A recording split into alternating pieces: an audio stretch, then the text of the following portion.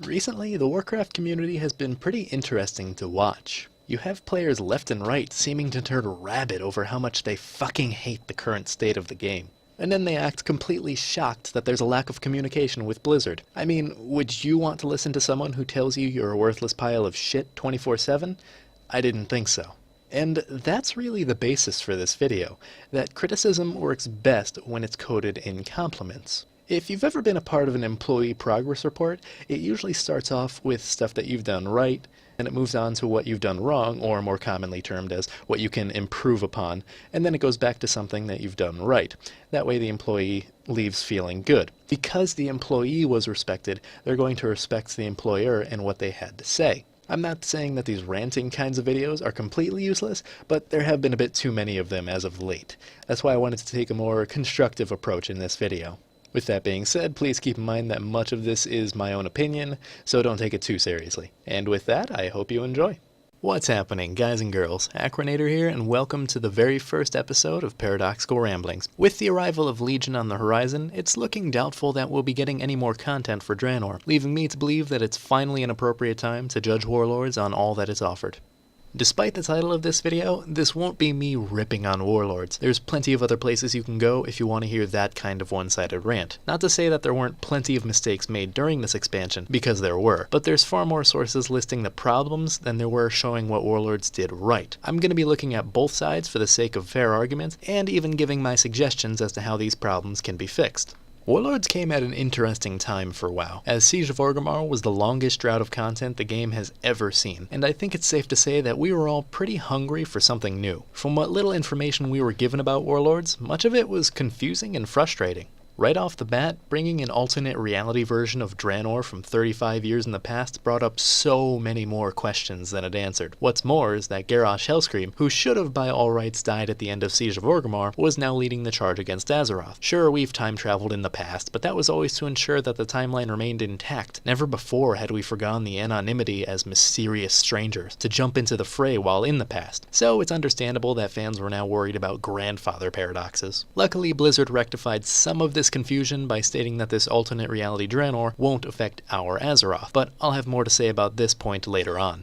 Despite the lore geek in me screaming to the high heavens over the jumbled mess of story progression, Draenor appeared to have a lot of potential. Getting to see Draenor before it was corrupted and transformed into the ruins currently known as Outland sounded pretty cool. On top of that, we'd get to explore the world, see new places, and meet old new characters that weren't given much in-game representation from the original Horde. I'll admit that getting to see characters like Durotan, Orgrim Doomhammer, and Grom Hellscream in-game got me excited for the stories to come.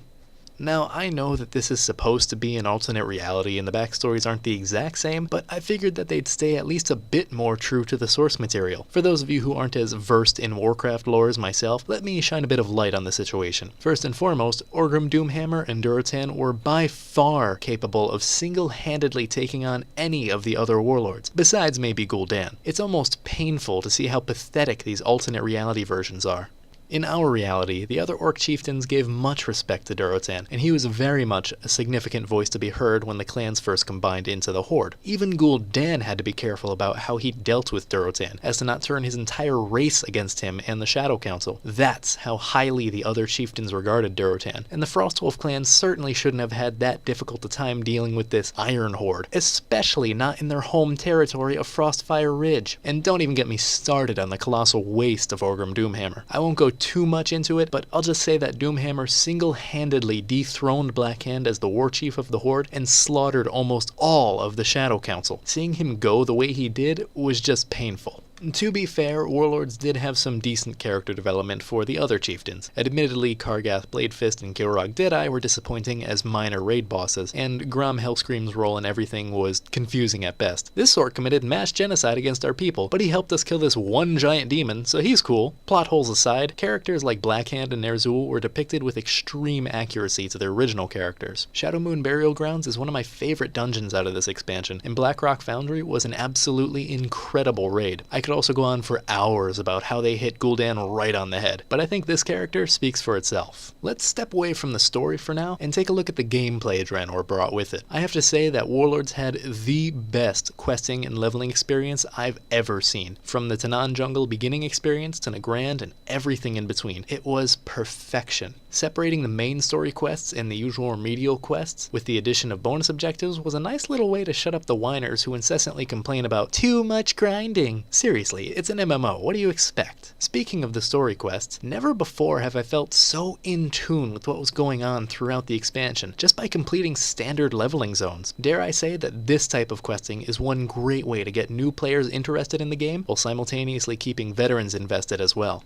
The dungeons and raids were also on a whole new level in terms of quality. I honestly can't come up with any instances that disappoint me, though keep in mind that I only use heroic LFG and LFR, so I can't give any useful opinions on the higher difficulties. My only criticism for this part of Warlords is that there was little to no incentive to run through these instances. Not everyone cares about collecting toys, so the inn's daily quests are useless to a huge demographic, and I know plenty of people who didn't bother with the legendary ring, making the raids much less useful as well. I'm not saying that this is the answer to the situation, but the old Justice and Valor grinds in Cataclysm did give me a reason to continually run through those old dungeons. Again, I'm not saying that we should go back to the old system, but there certainly are more effective ways to incentivize running dungeons than what we have now. Earlier I said that not many people chose to bother with the legendary ring quests, and I happen to be one of those people who did bother. I'm not saying that I'm better than anyone who didn't get it, but I am saying that I've been able to experience the road to the latest legendary item. Keep in mind that this is also the first legendary item I've ever had, so I don't really have anything to compare this to, but I felt like the quest chain leading up to my Malice the Blood Drinker was pretty okay. The grinding through 3 raids was a bit painful, even though I absolutely loved Draenor's raids, but the quests after the usual grind were actually pretty fun. Taking out Corialstress's ghost, fighting Garona, and spying on Gul'dan were all great challenges with pretty epic payoffs.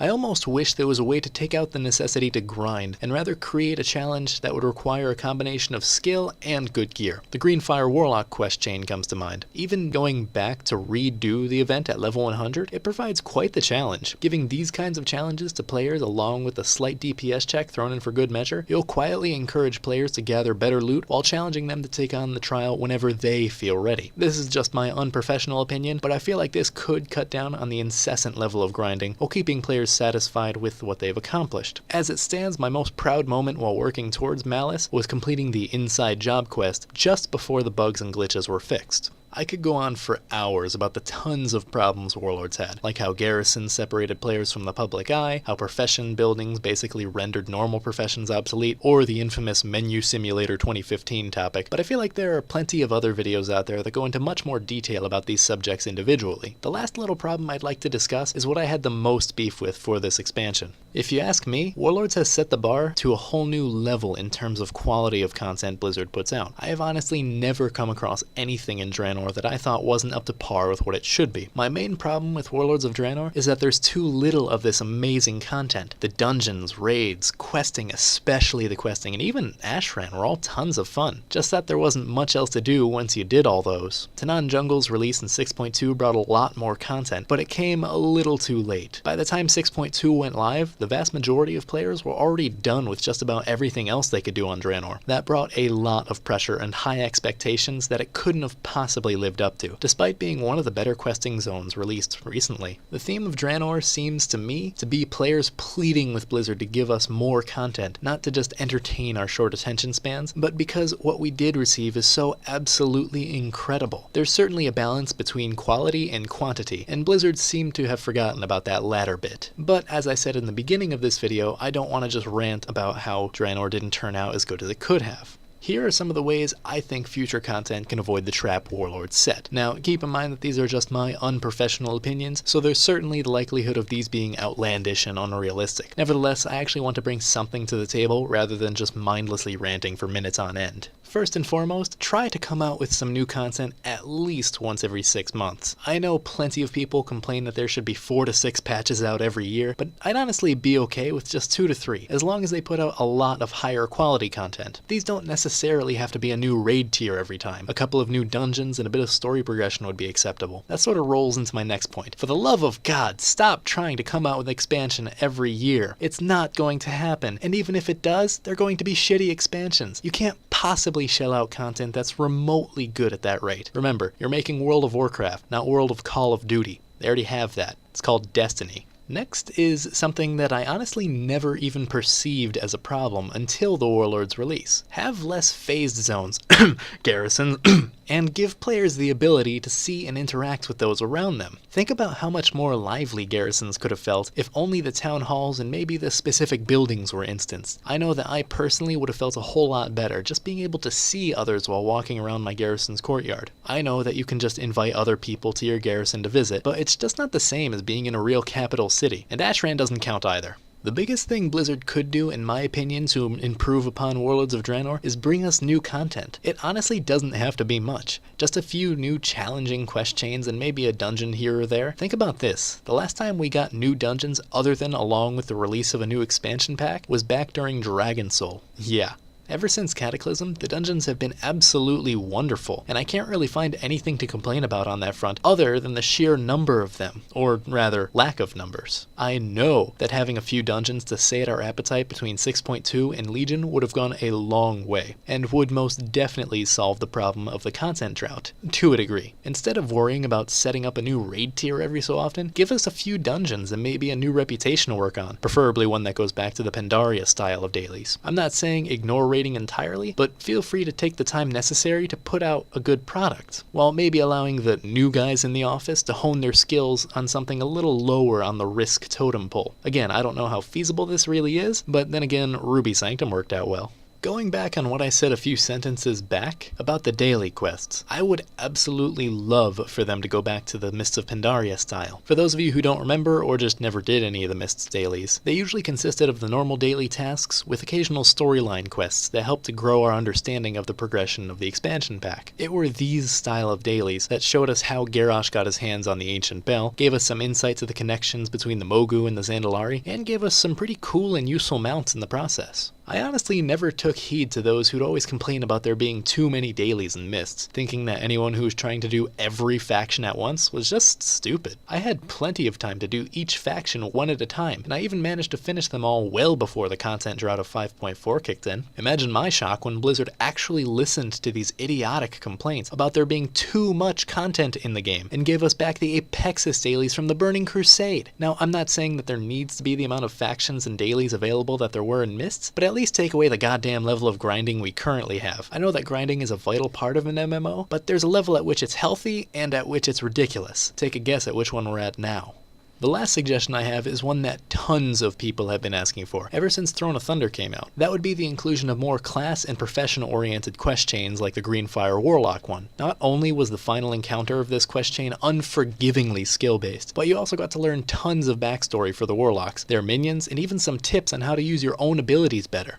I was curious recently, so I decided to run my level 100 Destruction Warlock through the Conrathad fight in order to see how easy it was now after an entire expansion had passed. 2 times. 2 times I died because I overestimated how 10 levels would affect the fight, and only when I actually started trying again did I manage to complete the fight. And admittedly, it was over a lot quicker than when I first did it at 90, but it was just about as lethal as it was back then.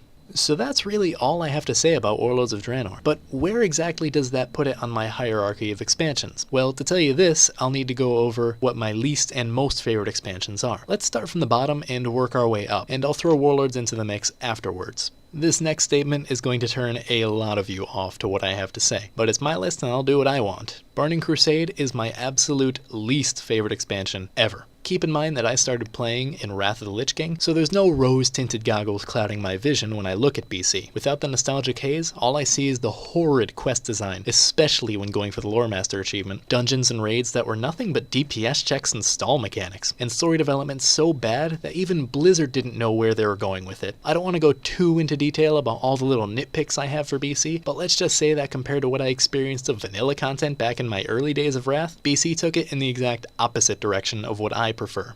Way too much grinding and a clusterfuck of shredded storylines is all I really see when I look at WoW's first expansion, and it goes without saying that I'm glad Blizzard has been able to improve on the game rather than just living in the past like so many of their rabid BC fanboys.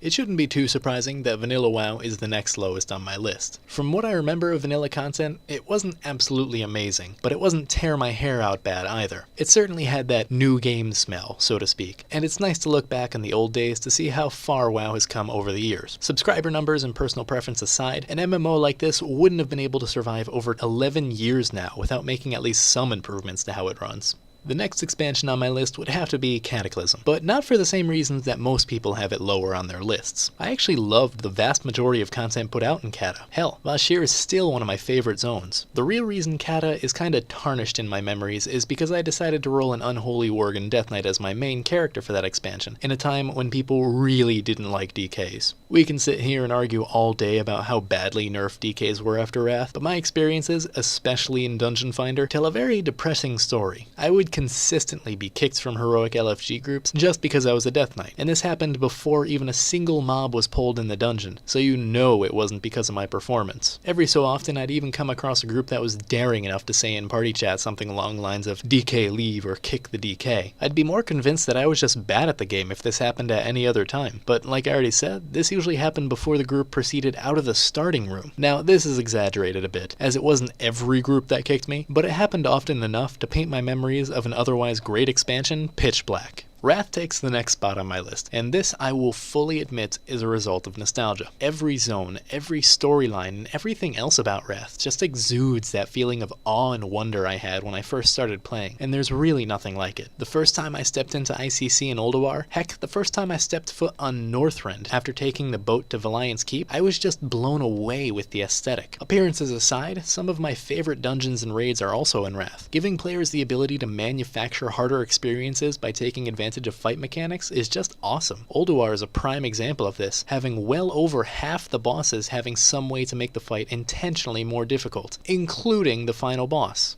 I know well enough that many of the reasons why Wrath is near the top of my list are the exact same reasons as to why BC is at the very bottom, but the difference here is that I'm willing to admit it. Instead of pretending to ignore the obvious bias of my statements and attempting to ridicule anyone who disagrees with me, I'll admit wholeheartedly that Wrath does indeed hold a very special place in my heart. There's nothing wrong with holding something dear, just that the problems begin to arise when you let nostalgia cloud your vision. I got to see plenty of changes to the game I love happen throughout Wrath, adding the quest tracking system shortly after I joined, implementing the LFG Dungeon Finder, and removing the necessity to buy every single tier of a spell from the old class trainers. Avoiding the arguments of whether or not these changes were for the better, they're changes that greatly improved my experience playing. All of this combined with one of the most epic storylines in Warcraft created one of the most memorable expansions in the game's history, and one that takes one of the top spots in my list. If you've done the math, you'd know that there's only one expansion left before we throw Warlords into the mix, and that would be none other than Mists of Pandaria. I can't tell you how many times I've heard the arguments, pandas and Pokemon, or it's just not Warcraft, from people who really can't come up with a better way to describe what was actually wrong. I think I can sum up what they're complaining about in just a few simple words. It's not 2007 anymore. Now, Pandaland, as it was so affectionately termed, wasn't without its problems, but I personally think that it's the best expansion leading up to Warlords. I don't want to give away where I place Warlords just yet. There were tons of things to do on the southernmost continent, and amazing stories to be told. Despite the huge drought of content during Siege of Orgrimmar, there was quite a bit to do in our downtime. It was more common that the people complaining about there being nothing to do were the same people who refused to play more than half of what was given to them. Pandaria gave a semi-reasonable amount of dungeons and raids, although I would have preferred at least a few more of the former. The scenarios were great snippets of lore and adventure packed into a nice little trial where you and two others could rampage through regardless of your normally assigned dungeon roles. And at least for me, the coolest part of Mists was the lore. If nothing else, Blizzard showed us that they have the capability to come up with stories on the spot and make them absolutely incredible.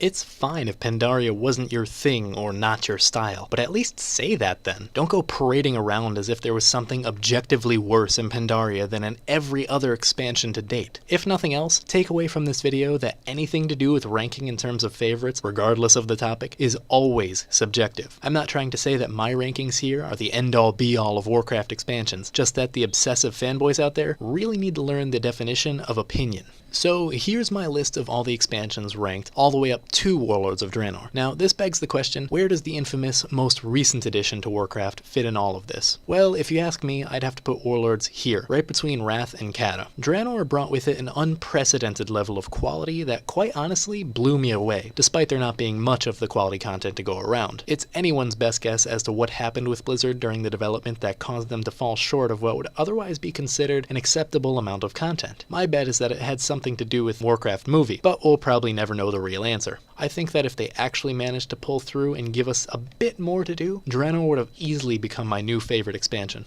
Looking back, my largest qualm with Warlords isn't even the lack of content. I'm willing to take that one on the chin in order for Blizzard to learn from their mistakes. No, the thing I will never understand is the necessity to venture to Draenor in the story progression. I mean, when you think about it, that epic fight between Thrall and Garrosh could have just as easily happened at the end of Siege of Orgrimmar, and some other random agent of the Legion could have gone and retrieved Illidan's body from his prison. It didn't have to be an alternate reality Gul'dan to do the dirty work, and in fact, it probably would have made more sense if it wasn't. After Hellfire Citadel, when we defeated Archimonde and sent him back to the Twisting Nether, alternate reality Gul'dan was sent off to perform a task for the Legion. As it turns out, that meant to go free our Illidan, but shouldn't we have been looking for Gul'dan non-stop until we captured and destroyed him? Here's an orc who pulled the strings of the original Horde in our timeline, and nearly succeeded in obtaining ultimate power from Sargeras, as well as an alternate reality version who managed to conquer the Iron Horde after being captured and ridiculed by said Iron Horde. We worked together with Khadgar throughout the Warlords to fight against Gul'dan, and yet he still manages to slip through our defenses?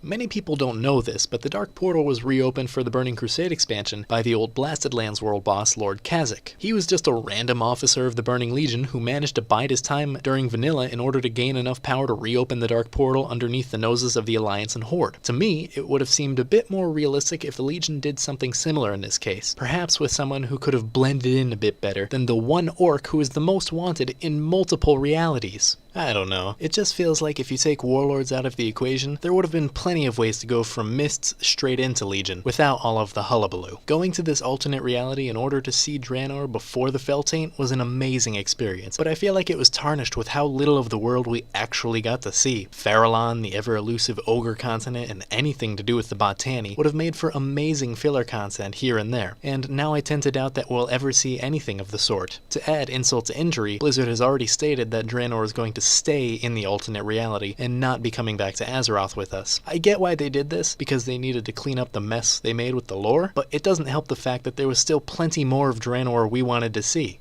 In the end, I think Warlords of Draenor will be remembered as a learning experience for Blizzard, and the infamous expansion pack that experimented with new magnitudes of quality, but ultimately failed in delivering enough of said content. Well, I hope you all enjoyed this video. It certainly was a blast to make, and I think this was a great start to a brand new series. If you did enjoy this video, feel free to give it a thumbs up, and if you want to see more like it, maybe even subscribe. I'd really appreciate it. Links for my social media and whatnot are in the description below, and as for the comment question, what was your favorite thing about Warlords of Draenor? And please, no troll comments like nothing or that it's ending. Honestly, if you can't find a single thing you liked about this expansion, you're not looking hard enough. For me, it has to be the questing experience. The dungeons and raids are also good, but I think there would have to be more to beat out the incredible story progression for each zone. Well, that's all the time I've got for today, so until next time, don't die.